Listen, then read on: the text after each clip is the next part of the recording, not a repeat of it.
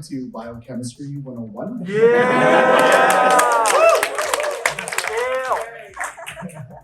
All right, so I gotta ask, how many of you are in the industry already? Cool. Someone wishes. Okay. Yeah. How many of you want to get in the industry? That's okay. That's what I figured. Knowledge, yes. Cool. How many of you guys knew about us before coming here? Okay, we all.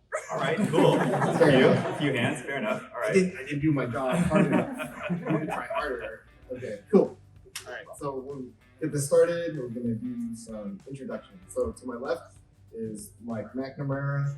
He is the co-founder of Rocket Panda Games, and I'll let him do his thing. So I used to work for a company called Axis Games. If anyone knows Axis, Blaze Blue, Guilty Gear, Once Upon a Time.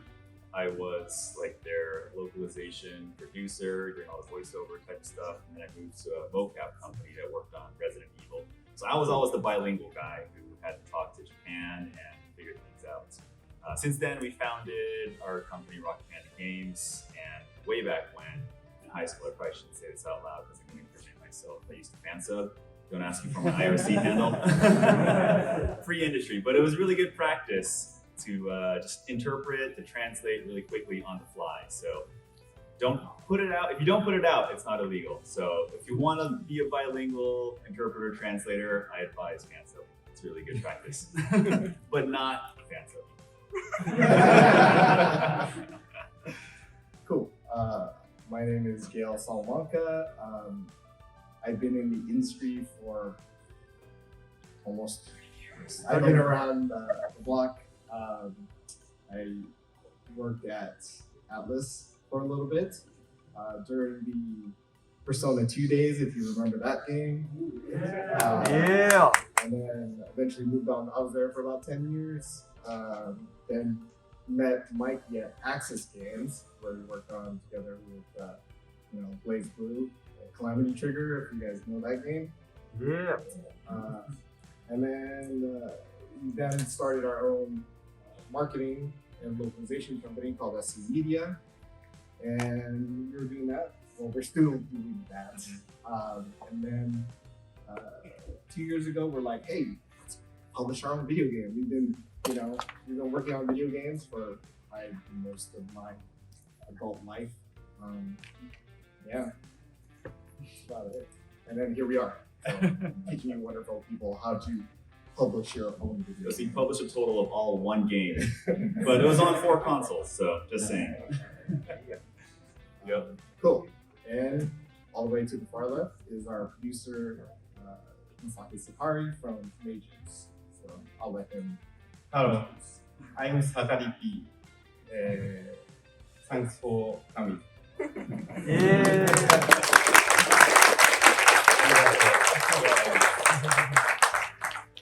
僕は30年前にこのゲーム業界に飛びましたおじいちゃんです。最初は皆さん知らないかもしれないんですけど、データイーストという会社でアーケードゲームを作ってました。その後いろいろあって、今ではシュタインズゲートで有名なメイジスのプロデューサーをしています。今日はよろしくお願いします。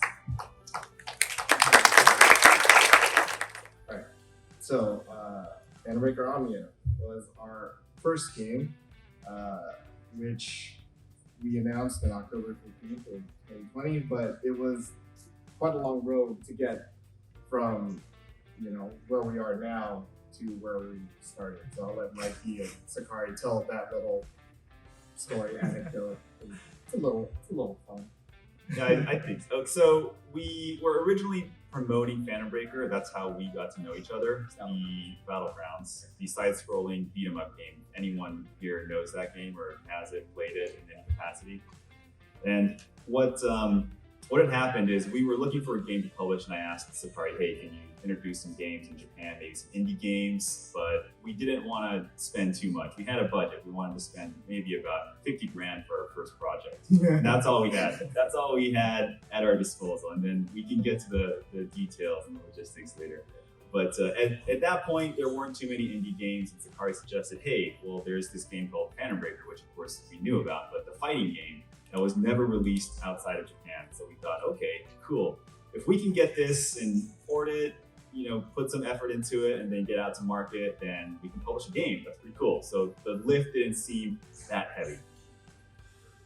And that was Yeah, that's Yep. that number that Mikey mentioned at the beginning, the M number, nowhere near. But just so you guys know where we started was, I want to say this is like 2018. Yeah, sometime in 2018. So 2 years before we even announced the game, we were talking about, hey, maybe we can publish this game. And this game wasn't even brand new. There was existing assets, music, there was sort of a game engine running around it. And that should give you guys an idea of the timeline. So it took us from start to finish, I want to say almost 4 years. From when we decided to publish a game until it actually came out. So just put that in perspective if you still want to publish a game. I mean, our case is not the same as every other developer out there. I know there's some one-man bands out there who can develop their game from start to finish and do it all by themselves, but I don't know any of that stuff. I'm not a programmer, and I was Mikey. I do the marketing and PR and trailers and fun stuff like that, social media. But yeah, and then finally we got around to releasing our game earlier this year in March. So. It's supposed to come out sooner. We'll get to that. So here's some of the boring behind the scenes stuff. How to make a game company. What do you gotta know? This really depends on what scope and what scale you want to be a publisher and how big you want your brand to be. So like Gail mentioned, there's a lot of indie devs on Steam. So publishing on Steam is not that hard, honestly. You can make a Steamworks account. Almost anyone can do it these days. So you just have to be able to make a game. We didn't know how to make a game. That's why we have Sakari here helping us. But we knew we wanted to publish, and we knew we wanted it to be a slightly bigger brand than just the two dudes, Gail and Mikey's game We should company. have called it Yeah, two dudes games. So first we had to establish the company, and there's a lot of benefits to this aside from just the branding component. There's legal protections, which I'm not going to get into this. And again, this depends on how big you want your company to be. If you just want to make a game and get it out into the world, go to Steam and you're good. You can make a number guessing game on Steam, publish it in probably a few weeks, and then you're a game publisher too. That's it. Yep. And then again, there's a lot of administrative stuff that happens. So get an accountant, get a lawyer, just make sure you have the foundation of what you need to operate the company.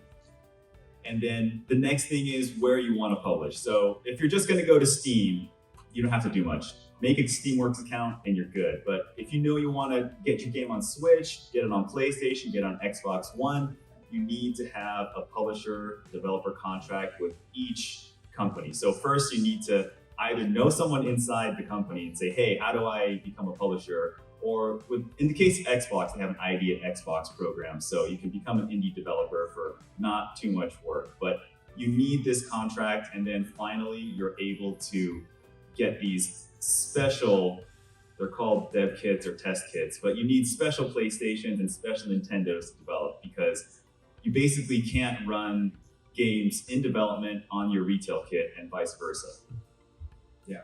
So get in deep with the first party as soon as you can. Sony, Nintendo, Microsoft, if you plan to publish on those platforms.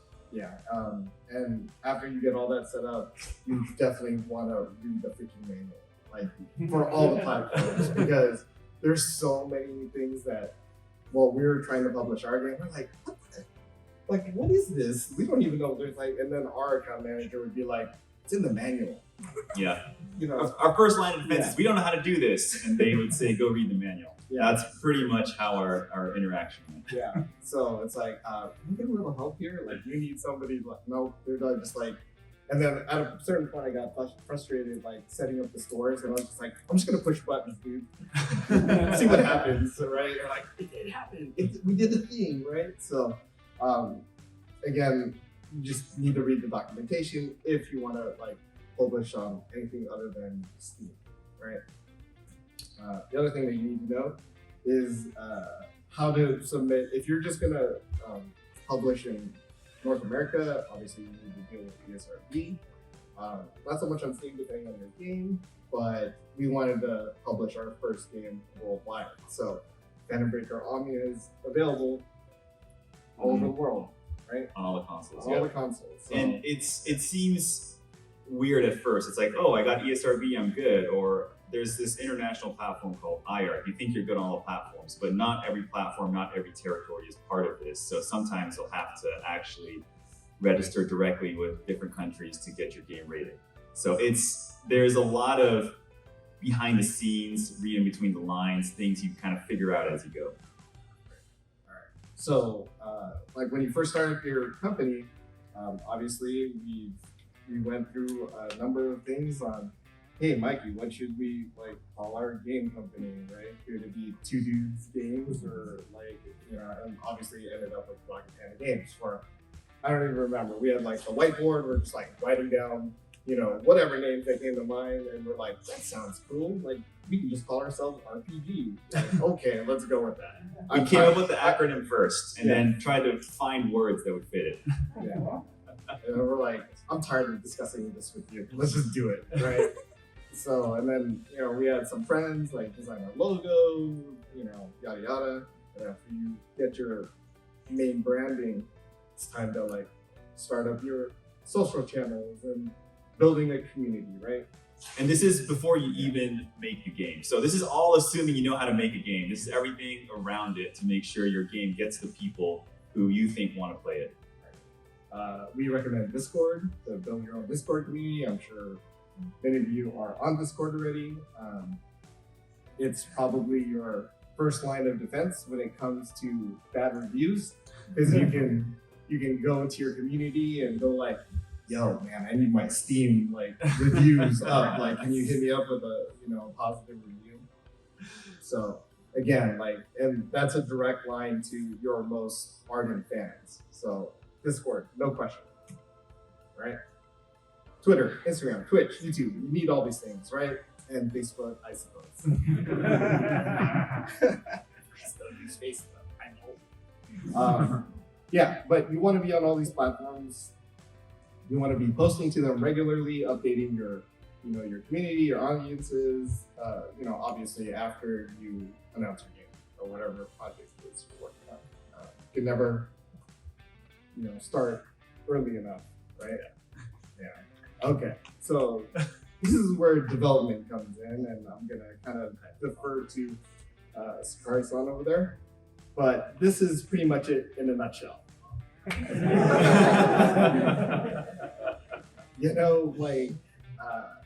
Just everything's on fire, and you just need to be like, okay, we're just gonna tackle these issues one at a time, right? So I'll let Sakari share his experience with Panda Breaker Omnia and its development. そうですね。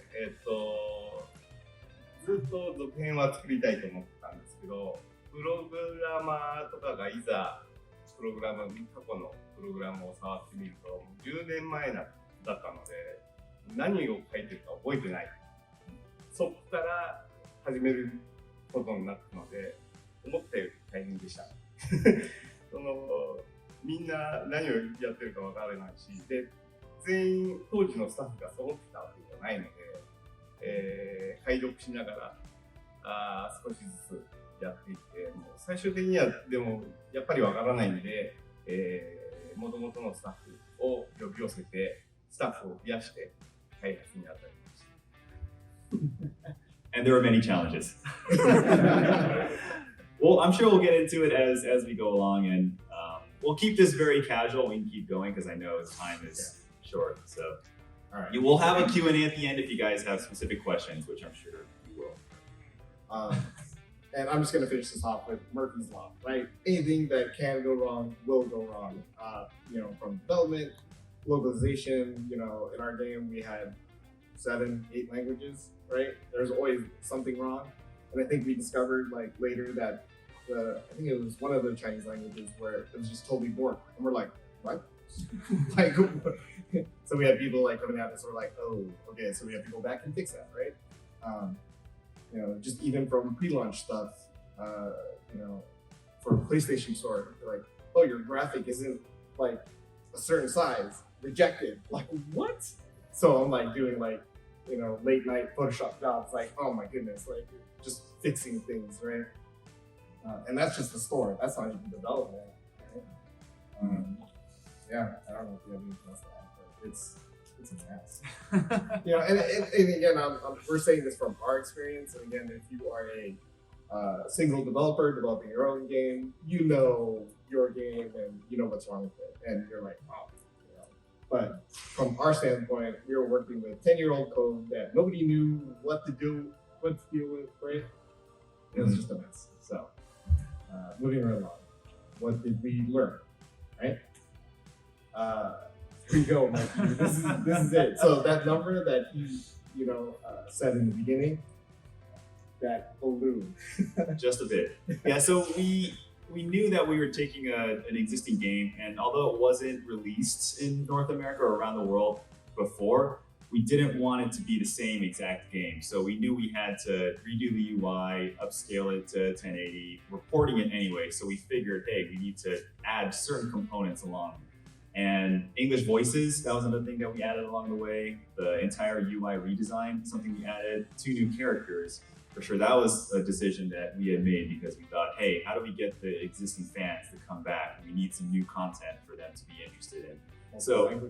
Multiple languages, definitely. So by the time we looked at the entire scope of the project, it was nowhere near 50,000.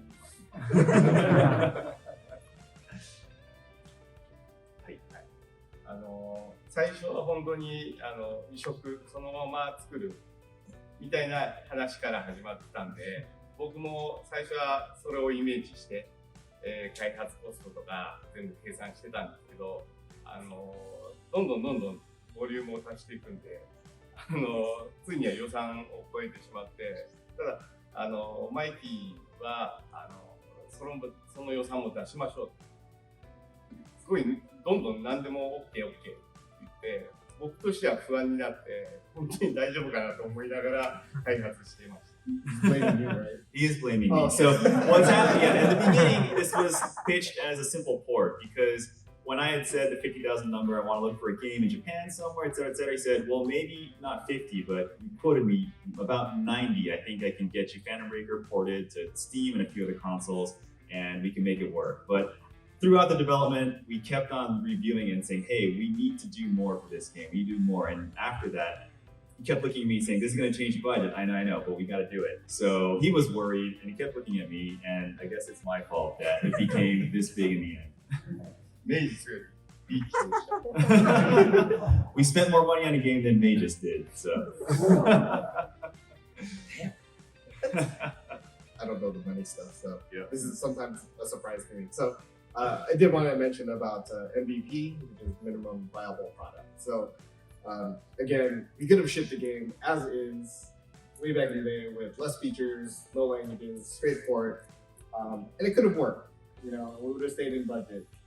But being gamers ourselves, consumers ourselves, we're like, man, dude, let's give them what I want, right? Like, I want new characters, I want a new UI, I want, like, you know, new music, new language, you know, like English language, I want all the voice actors, I want all these things. And then we're like, I'm doing this, bro. And yeah, so, I mean, it's one of those decisions that you have to make where, okay, maybe if we withhold a few features, and this isn't very consumer friendly, but I did want to mention it, that we could just hold on to those 2 characters and release them down the line. And I know it's like, oh man, don't do that, right? You know, because as a consumer, I know, I'm like, damn, why don't they just give me the damn characters, right? But at the end of the day, you got to think about your longevity, your, you know, end tail, right? So you can come back, you're like, hey folks, I have a new, you know, I have a new character, and I'm not gonna say, you know, I'm not gonna say any names, but you know who they are, right? But yeah, I mean, these are all considerations that you have to make, you know, when you're making your game, right? And then the other alert is like, don't announce your game before you know the exact release. You know, and it's happened. Like, you know, Cyberpunk you know, everybody, yeah, right. And we did the same thing. We're like, we can get this game out in this time, and we announced our date. We're like, hell yeah! And we're like, and then we talked to Dev. They're like, hell no! Like, oh. So, and then obviously you have to like walk it back, right? You have to be like, oh, okay, sorry guys, it's gonna take a few more months to get this out the door. But I think most people are kind of understanding, except for the people of Cyberpunk. People are crazy. Well, that depends on the community you foster. So again, it's the relationship between you and the fans that are in your Discord, your Twitter, et cetera, and let's just say we said 2021 initially and kept it vague because we're like, there's absolutely no way this thing is gonna get pushed by more than 10, 11 months. Here we are. これは発売日がずれちゃうからアナウンスが早すぎたことなんですけど、それはマイキーもちゃんと気にしてて、開発にちゃんとスケジュール通りに間に合うかって何回も聞いてくれるんですよ。でも日本のプログラマーは何とかしますっていう根性パワーで何とかしようとするんですね。で、だから間に合いますって言うんですけど、大抵は間に合わないんですよ。それで予定がずれちゃうっていうことはあります。And since our announcement, I was very careful about this as the person like looking at the big picture, and the development team insisted, oh yeah, we're gonna do this, it's gonna be okay. I gave them 4 chances, 4 outs, like, look guys, we can reschedule everything, just tell me the truth, what's going on in development. Every time the engineer said, we'll make it happen, it's gonna be okay. And then here we are. Not okay. So it's important to really have a perspective into development. So halfway through this, I learned my lesson after twice we had to delay internally. This wasn't even the public delay yet. This is just internally that I had hired an engineer on our side as consultant to say, hey, look, you're going to look at all the code that's being checked in and checked out. So we know what's happening inside the development company. So just full disclosure, May just worked on a lot of the creatives, the artwork, the animation for Phantom Breaker Omnia. And there was a different development company that we worked with for the actual coding of the game itself. So I don't want to throw Majors into the bus. That's my Cool. Yeah, so we're gonna move into my area, which is marketing your game, right? So you gotta know your audience. In our case, we're very familiar with FGC, the Fighting Game Community. Yep. For those who don't know, in our marketing lives, we've helped other publishers market their fighting games, right? Very popular one. Yep. Yeah, we did. But no, I saw something. But in our case, we were anime adjacent, right? So we can target people who like visual novels or RPGs or anything that's kind of anime related. So you don't want to like put all your eggs in one basket. You want to hit all those audiences, and hopefully they pick up your game. But fighting games are kind of weird. I would not looking back, I would not start out with a fighting game. For those of you looking to make fighting games, it's very difficult, right? Ruled by just a handful of titles. But anyway, that's a different story.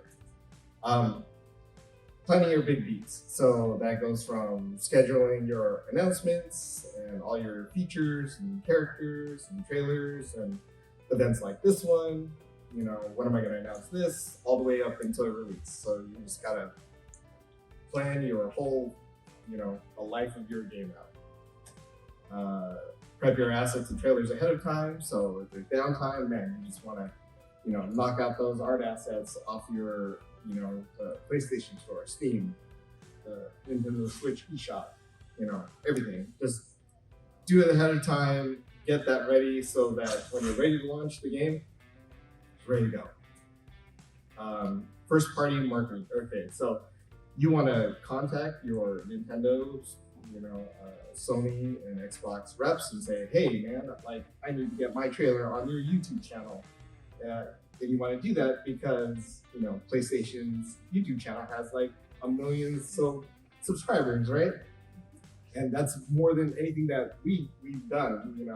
We only have 1,000 people subscribe to our YouTube channel. So a lot more people are going to get eyeballs on your game. So use every little thing that you can use from, the first party. If they invite you to go to that event.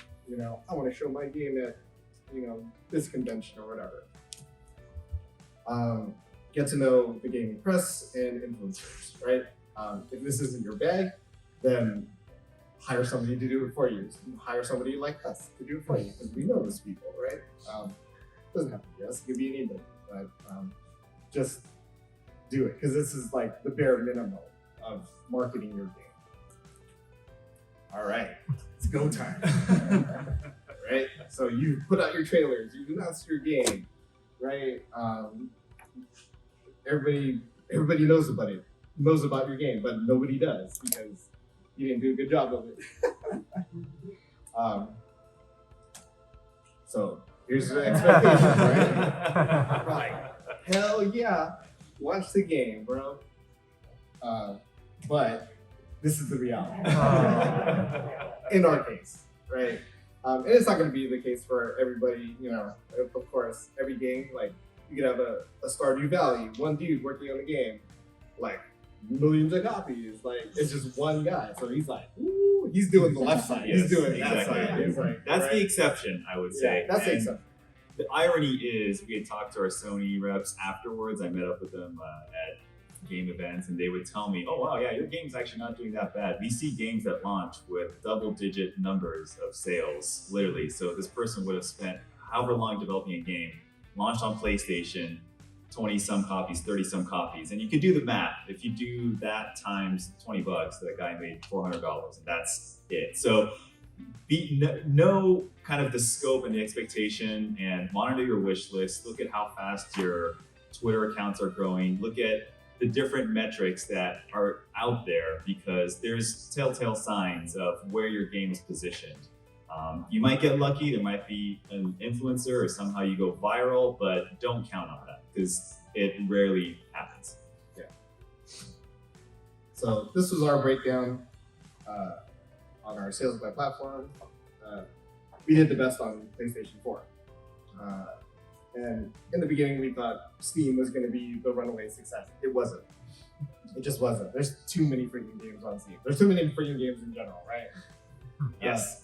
What did surprise us was a little was Xbox One, and maybe that was the appetite for something anime on Xbox, right?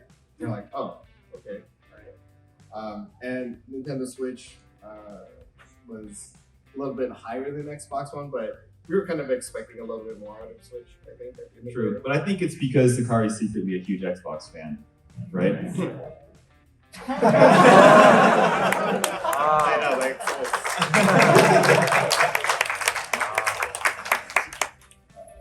cool. So this is units sold by region on Steam.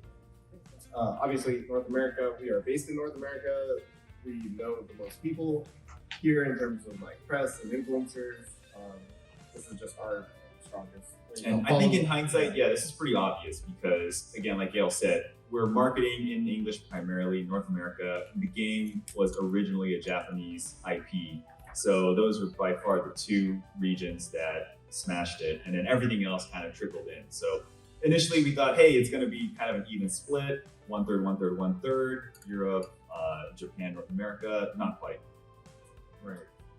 We were kind of disappointed with actually Western Europe, because we have things in it, so which is French, Italian, German, and Spanish, right? But it just didn't pan out that way. And it didn't surprise that Latin America was in the mix because they love the King of Fighters. Yeah, they love the anime and they love the King of Fighters, right? So, and again, this is based on a fighting game, right? So Right. Other genres, this will not apply to those. If you're making a Metroidvania or action platformer or RPG, it might not come out this way. And again, this is units sold by country. Obviously, United States, #1, followed by Japan. Again, Argentina, huge. China. We won't say why Argentina is so huge. If anyone buys games on Steam, I'm sure you know. They're like, I'm gonna use my VPN.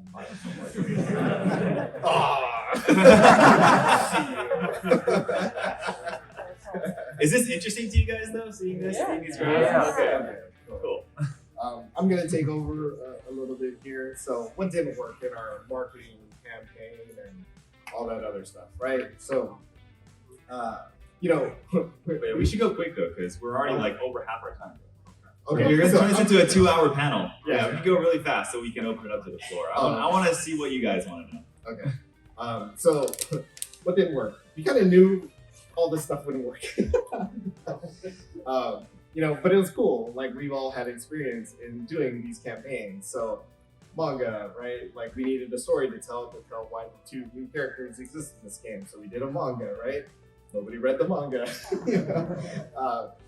On Webtoons, by the way. So we're trying everything. Just throwing at it, seeing what sticks. Yep. In-game influencer involvement. So Amelie, I don't know if you're familiar with her. She's sung a lot of anime covers, so she sings the opening theme in our so people who love it, like we're like, oh yeah, we'll buy the game. No, because they're like, I don't like fighting games, but I like your song. Right? We have an all-star voice cast. So if you look at our voice cast, we have like a lot of heavy hitters, and we thought that was like, oh hey, like If just 1% of their fans. So that was our theory. If just 1 to a few percent of everything that we're doing, of all of our millions of impressions, take action, then we're in good shape. But that doesn't necessarily convert the way you think it does. Right. And influencer press kit mailings, multiple languages, special one-off events, right? So we did an event at Anime LA. We had Shibuya Kaho, if you're familiar with her. Help pimp our game there. We had a dance party. It was cool, right? But it doesn't exactly convert. Like I'm just here for Shibuya Kaho or whatever, right? It's cool, but because in the end, it's a cool branding exercise for us because we can say, hey, we worked with Shibuya Kaho, like at the end of the day. Yeah, we were flexing. Yeah, we're flexing. So, we did an event at Honey Butter. I don't know if you guys are familiar with Honey Butter in Irvine. Yes, macarons, right? It was an awesome event, right? These things cost money, right? So everything that we spend, But to our credit, I think we did every event super indie style, calling in all the favors from all the people we knew in the industry, 10 years of experience at our agency. There were a lot of favors we had to call in. Every single one of them, the voiceover studio, hey, I need a favor. Like, we got to do this on the cheap, help us out. Everything that we could. But surprisingly, people came out and we had a lot of activations, but I think we overestimated the crossover between what activation we were doing versus how it converts into actual game sales. Yeah, the upside for the Honey Butter is that we exist semi-permanently in their store. So you'll see a big poster of Phantom Breaker characters on their back wall. So if you're ever in the Irvine area, go to their store and you'll see Phantom Breaker there. So cool, right? Then why bother? Why bother doing this?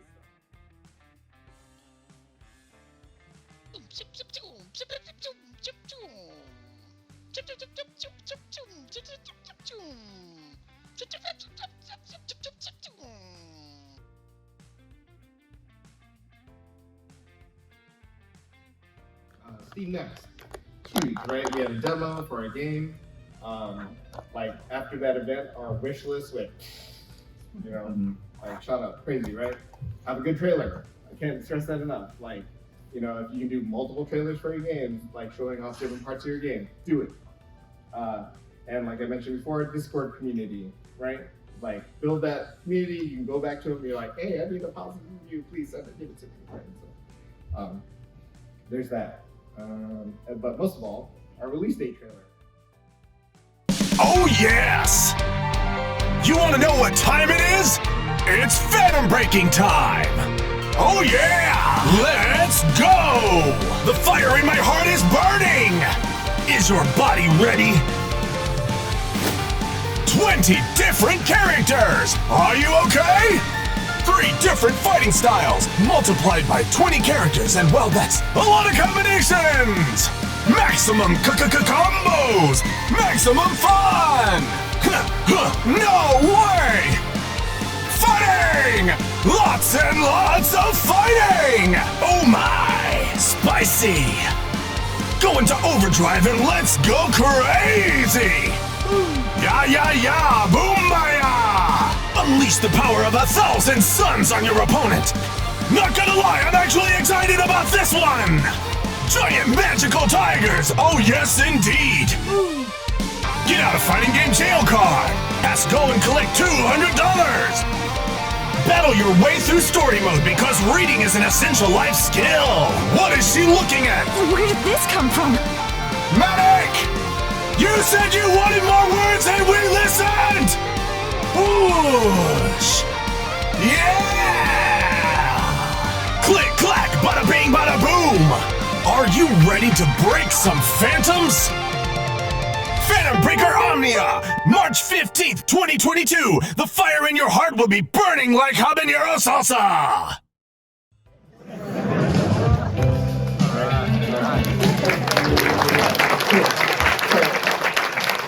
Why did that work, right? So I don't know if you recognize Maximilian and for your FGC. He was like, I'm gonna watch this. I'm gonna do a React trailer, and that was the case for when we every FGC person said, I'm gonna react to this video because it's so goofy and stupid, right?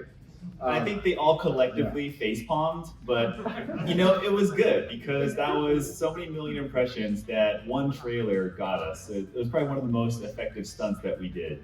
So now you have to acknowledge that we live in the TikTok, Instagram Reel culture. It's a reaction culture. You have to give the influencers something they can work with. And this was kind of a happy accident, I would say. Like we just said, hey, let's try this thing and have fun with it. Right. And this wasn't planned. So this little bit or this trailer turned into Spicy Edition where we added the announcer to the game. So later one of the single most comments in all the reactions is, "Oh, is this going to be in the game?" Oh crap, it's not in the game. What are we doing? So Jameson Boaz, I don't know if you're familiar with him. He's the singing voice of Agretzko. Yeah. So and he remixed all of our music. So yeah, he's a music composer. Yeah, so talented dude, awesome. He did the announcer voice for us, did us solid, and then he went back. We're like, dude, we want you, to actually do the voices, the announcer voices in the game. We're like, cool, all right. And that led to this. This is a free update coming in the next month or so ish. End of July-ish. Right? Remember that whole thing about mentioning release dates? Yeah. There it is. Cool. All right. So factors beyond our control. Right? There's no way that you're gonna release your game when there's no other games around it, right? But you can't just hold on to your game forever. You gotta release it sometime, right? And it just happens. We knew that KOF was coming out, and then P4I said, hey, we're gonna come out the same week as you. And then Elden Ring was before that. We're like, okay. Yeah. So, it happens. It's gonna happen. It's you can do your best to plan around it, but you just can't hold on to your game forever. So there's that. Other factors beyond our control. So we developed this, during COVID time, right? So, first it wasn't really that much a problem. We were already working remotely, at least our team, but on the dev side, they weren't used to working remotely. They were usually just people in a room and they had to work together and talk to each other, and then COVID happened and everybody went work from home, and that definitely affected our, development schedule for sure. And again, that's just for us. And then we had a whole slew of events, plan. We're like, we're gonna hit Anime Expo. We're gonna hit out, Anime NYC, Evo. Nope. And as you can tell, we're only here now 3 years later at Anime Expo. So all those plans went to poof. So we had to, change direction. We needed to do online events. Do the spicy trailer. Yeah, the spicy trailer. That could have been a result of COVID. Yeah, all we know. Exactly. Yeah.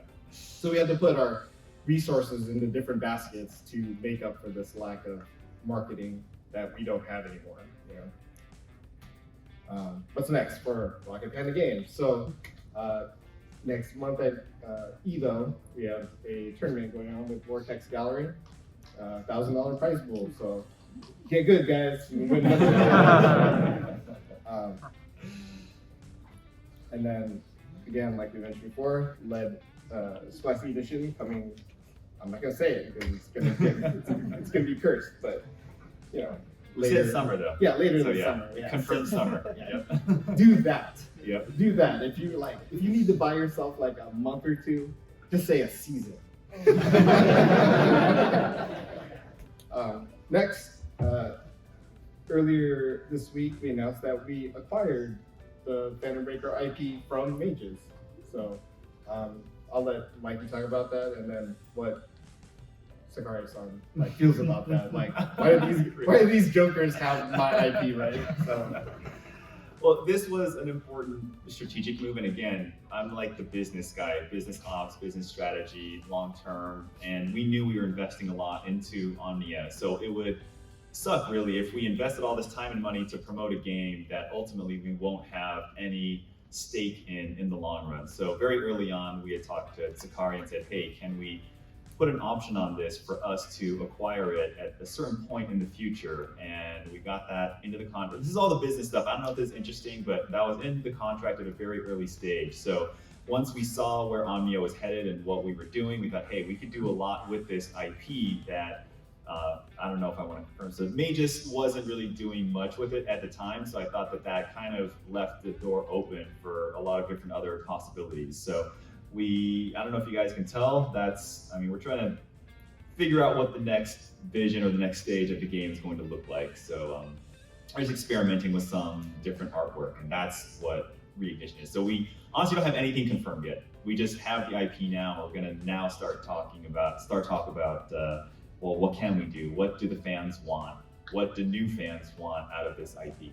Yeah, and it's not just, it could be anything besides video game. It could be, anime, manga. Oh yeah, I want to make an anime. I want to make a manga. I want everything. Except for live action. Nobody likes the live action anime, apparently. So. Really? You didn't like Cowboy Bebop? Oh, I wasn't supposed to mention it. And yeah, so let's get Sakari's thoughts on those stuff. ファントムブレイカーはメイジスでも結構どう扱っていいかっていうのが難しいタイトルだったので、伸び悩んでたというか、いまいち弾けてなかったんですけど、ロケットパンダさんに IP を渡すことによってスパイシーな出来になると思いますので、これからに期待しています。Spicy. Yeah, there's never going to be a spicy Steins Gate. Wow. Ask for it. This is a case study. Present this. And that's kind of our talk. So hopefully you learned something.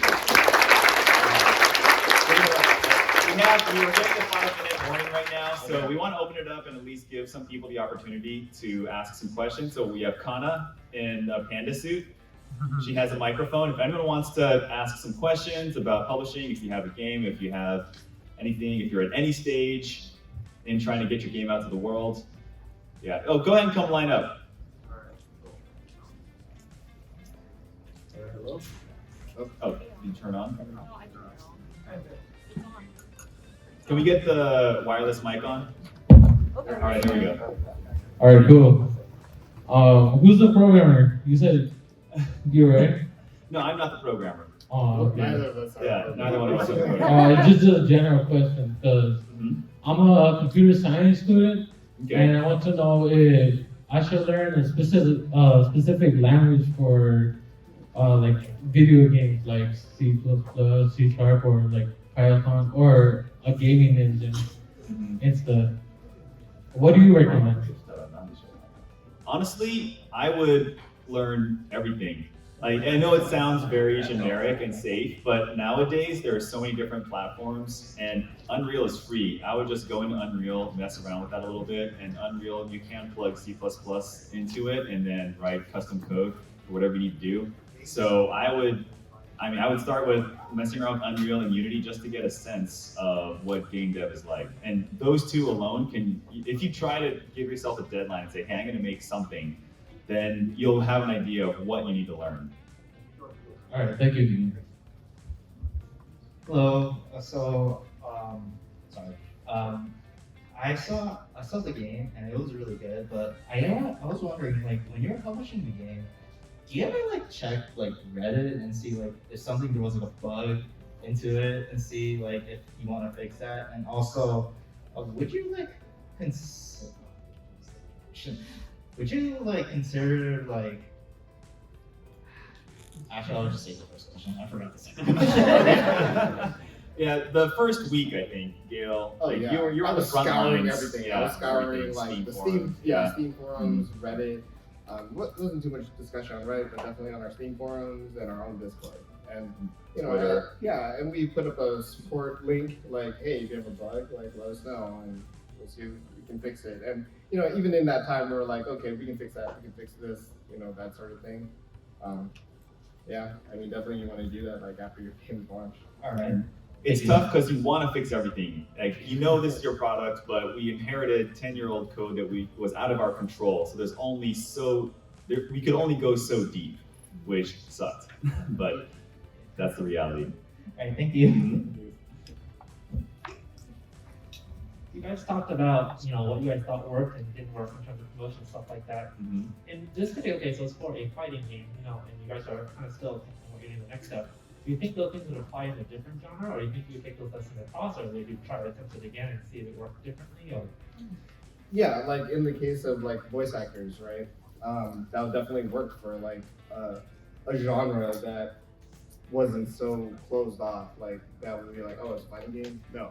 But for a role-playing game, like Peach is my favorite, voice actor. Like I can play RPGs, and I want to listen to that. So in that case, like that would work. That's like one of the examples that definitely would you should totally do. If you can afford it. But again, that comes back to voice actors cost money, right? Like I don't know how much to do one character, right?